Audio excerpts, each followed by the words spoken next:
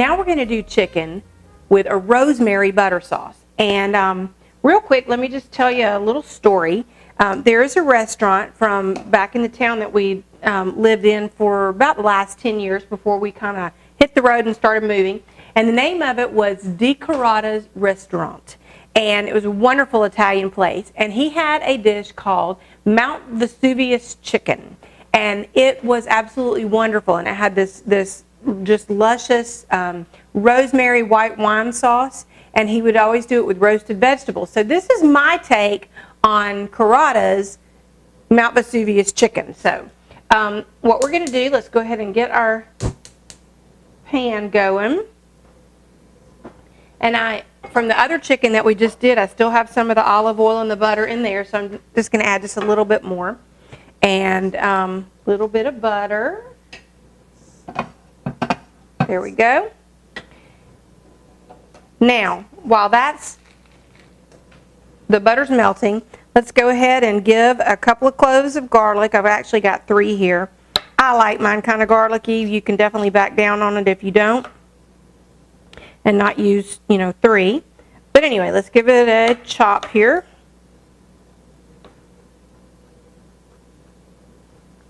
And I have gotten it before where there was an entire roasted clove of garlic on the plate with it. Like I said, he normally serves this with some roasted vegetables or with like a roasted zucchini or cauliflower or squash, something like that.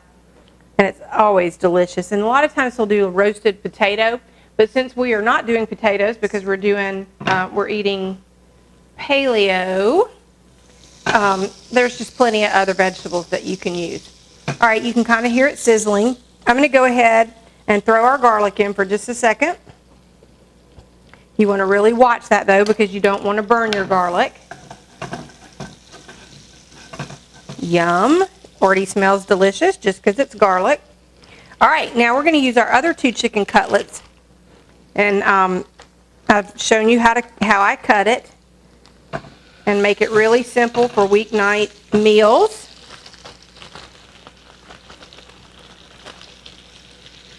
So there we go, our 2 cutlets in there.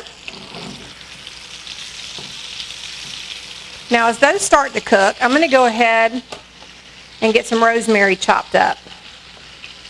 Now I used rosemary in the roasted vegetables that I'm going to serve with this, and I didn't chop it.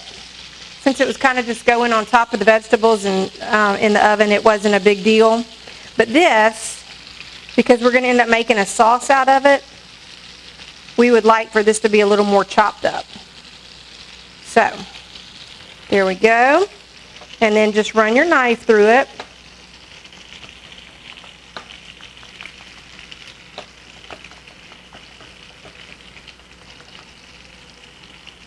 Oops, I got a little piece of stem, and that would not be as tasty. So let's make sure we get those stem pieces out.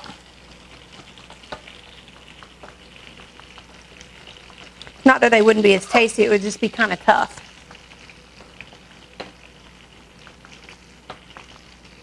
All right. Now I'm going to I might leave just a little bit for garnish. Throw the rest of it in there.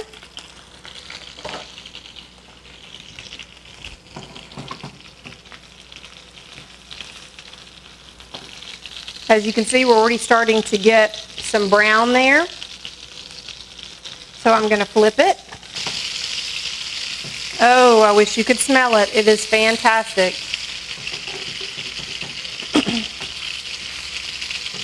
Now I've already flipped it. If you were using white wine, you could go ahead and maybe pour just a little bit of that in so that it cooks into the chicken.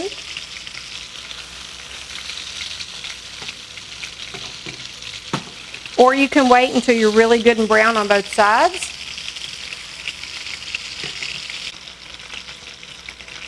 All right, this particular pan that I'm using works really well for all this pan frying because it is a non-stick pan. But it's one that the coating, I've had this pan for years, and the coating does not wear off and get into the food. I also like just a good old stainless steel saute pan. Those work great as well. And I have several of those that I quite often use.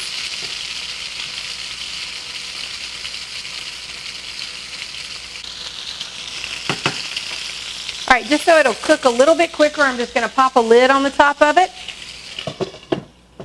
Kind of traps that heat in and cooks it from all sides. All right, now let's check it, and let's go for like the bigger area, the thicker piece. And you see how when I break it, when I bend it, that's actually still got just a little bit of pink. So we're going to let it cook for just another minute, but it is almost done. Okay, so the chicken is done. So we're going to grab it out and put it on our plate real quick. There we go. Now I'm going to turn this down. And we're going to put in some chicken broth. Like I said, you could also use white wine.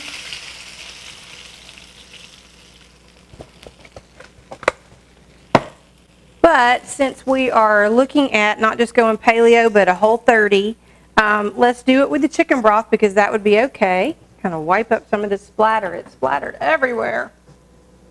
All right, there we go. So what we're going to do is we're going to let this boil. And we're going to let it reduce at least by half. And then we're going to come back in and just add in some butter that'll thicken it up and then pour that over the top of our chicken. All right, it's reduced down by over half now. I'm just going to turn off the heat. And now the secret to making a really great gravy is turn that heat off. And then we're going to just grab some butter about a tablespoon at a time and just whisk it in.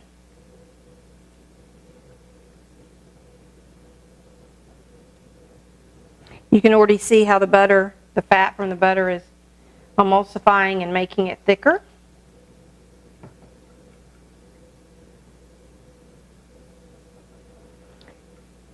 And you just want to put the butter in, like I said, about a tablespoon at a time. You don't want too much because you want it to be able to blend nice and slowly.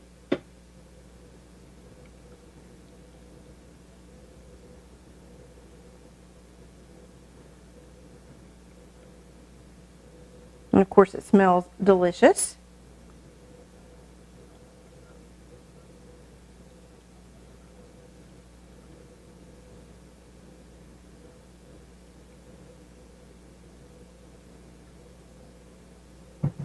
Another tablespoon.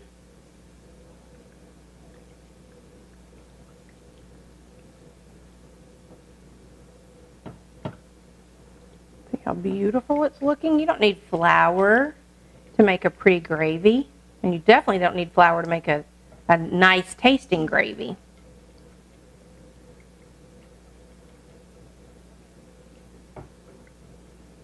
You can definitely give your gravy a taste and just see if you need to adjust some of the seasonings.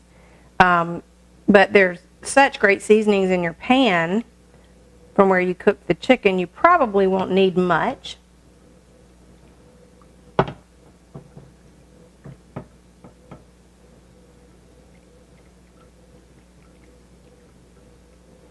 And this works, this technique works if you're doing pork tenderloins, it works if you're doing beef, it works if you're doing ham at breakfast or sausage, definitely for the chicken, steak.